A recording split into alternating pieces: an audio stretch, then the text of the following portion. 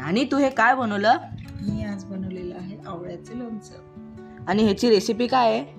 याची रेसिपी सगळ्यात आधी मस्त फ्रेश ताजे आवळे घ्यायचे, ते स्वच्छ धुवून घ्यायचे आणि कोरड्या कपड्याने कोरडे करायचे आणि मग त्याच्या फोडी करून त्याच्यामध्ये टाकायचं मोहरीची डाळ, धने, हिंग, जिरे, ओवा, काळी मिरी, बडीशेप याची पावडर करून घालायची आणि मग मीठ, हळद आणि मग गरम तेलाची फोडणी केली, त्याच्यामध्ये हा सगळा मसाला टाकला आणि मग सगळं मिक्स करून एका काचेच्या बरणीत भरून ठेवलं. आणि हे चवेला कसं लागतं?